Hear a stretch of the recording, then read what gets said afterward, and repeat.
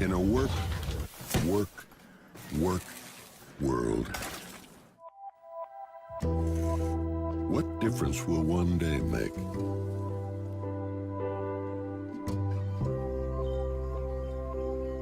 The Earth won't alter its course.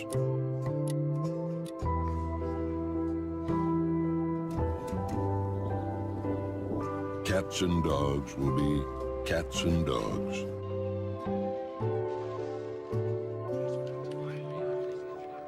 Rain will still fall from the sky. So take time for Sunday. Just know that your truck has a little thing for Monday. Well, we got to get to this story on this Sunday morning. Pope Francis has been sick. He's been a bit ill. He's a lot better, and he was just recently in southern Italy speaking to an agricultural community that was, unemployment is sky high there. And he said, of course, the poor need to have jobs, and that's going to make them feel better about themselves. But the most important thing in life, anyway, is your relationships and your friends and your family, and obviously praising the Lord. And he says, is working on Sundays true freedom, and basically says, all of this hard work that people are doing on the weekends, on Sundays, is having a negative impact on their lives. It's so easy to let just work seep in. I mean, if you're home on the weekend and you have, job Monday through Friday, and I'm just going to get some work done. I'm going to go down to my office, do some work. I'm going to get this done. But you don't realize then what it's taking away from that day of rest, that day of family, and that hour, that 2 hours just starts to snowball. And I think he has a great point. Yeah, well, of course he does. I mean, Judaism takes this very seriously. Orthodox Jews do not mess around, and I admire this so much, about the Sabbath. Mm-hmm. And again, you see this in the Old and New Testaments. Keep the Sabbath holy. Don't work. It's almost like people, it's baked in, have always had this temptation to let work crowd out all the other things that matter. Family, faith. And they have to be told again and again, knock it off, don't work. It's interesting. You think people are lazy, but they probably we should be debating a bill requiring every American to attend a church of their choice on Sunday. That was Senator Sylvia Allen yesterday talking about the possibility of forcing people to attend church. A very late appropriation meeting, and we were all extremely tired. I made a remark about America's in a need of a moral Allen believes rebirth. the country is heading in the wrong direction, and to prove her point, she told a story about her youth. I can remember it wasn't until high school I understood there was anything like heroin, drugs. It just wasn't talked about in our society. It was a different time. People prayed, people went to church. Most businesses were closed on Sundays in the U.S., but for many decades, shopping on Sundays has become the norm here. However, in Greece, it remains a major point of contention, pitting religious tradition against recent economic realities. Special correspondent Malcolm Brabant reports. In Piraeus, Greece's main port city, the churches are filled to bursting point as Orthodox Christians maintain traditions handed down the generations. Here, Sundays are for devotions to the saints, not for worshipping at the altar of profit. The city's bishop has condemned Sunday shopping as an act of war with the church. But in St. Evangelistras, Father Yorgos Yogakopoulos is more measured. We are of the opinion from a religious point of view that the sixth day of the week is provided to man for communication with God, but also that attempts are being made to get rid of what we know as normal life, to try and turn us into robots and machines by making all the days the same, every day a working day, all days without meaning. Sunday has been enshrined in law as a day of rest here in France for more than 100 years. And for some, at the heart of this debate about working hours is the impact any change might have on family life. I think it's important that people have a day where they can all meet, because it's very complicated to get together otherwise. There are other things to do on a Sunday when you're with your family, other than hang around in shops. But my personal opinion is that people should have a choice to work if they want. Some French unions, though, are keen to keep the ban on Sunday trading in place and have taken legal action to prevent businesses from opening. The unions want to preserve Sunday as a day of rest and relaxation in France.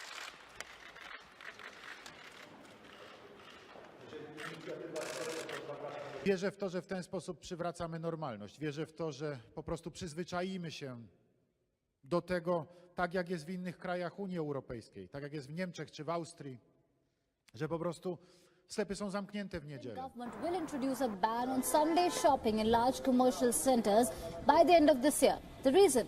The Italian government feels that shopping on weekends is destroying family traditions and creating distance between family members.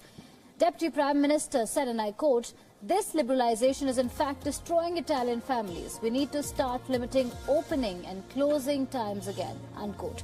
Larger stores have been ordered to close on national holidays as well. This comes as a big U-turn by the Italian government. In 2012, the government had liberalized Sunday trading in a bid to spur economic growth. This despite pressure from the Roman Catholic Church and unions to mark Sunday as a traditional rest day.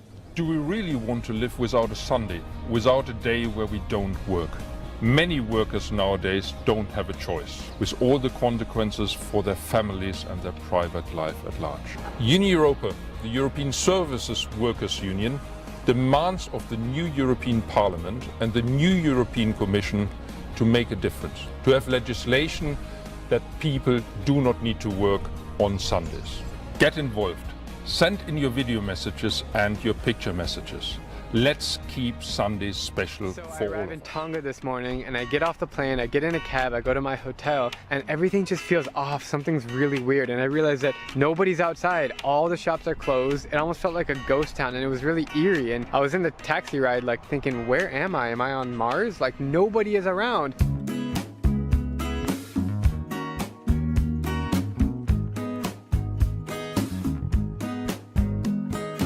I wondered if there was a natural disaster, or maybe someone important passed away and they are all in mourning. I'm walking down the main street here in the capital of Tonga, and there is just nothing happening. It's so quiet out here. But after speaking with a few locals, I realized that today is Sunday, and Tonga is the world's only country that actually doesn't open up on Sundays. On Sundays, everything's closed, right? Everything is closed. When the king of Tonga was baptized a Christian, he said he ruled that Sunday everybody is to have their rest.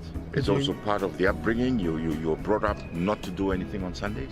It is illegal to work, unless of course you work in a hospital or police station. So we're pulling up by the airport right now, and it is completely closed. The airport is closed. You can get fined or even thrown in jail if you are seen working in public, as it is written in their constitution. You're not allowed to do any chores or play loud music. It's a day of rest. On Sundays, Tongans only do three things. Lotu, kai, mohe. We only go to church, and we eat, and we sleep. Tongans are quite religious people, similar to their Pacific Island neighbors. Over 97% of people here are Catholic and are strict churchgoers. You can find about 3 churches on every corner in this town, and the only sounds you can hear on the streets are church bells and prayers. It is the night before Christmas, and we're going to begin with an unusual look at one of the 10 Commandments. Thou shalt remember the Sabbath day and keep it holy. A chicken restaurant might seem like a surprising way to explore the meaning of this biblical edict, but the folks at Chick-fil-A believe an important ingredient in their recipe for success is faith.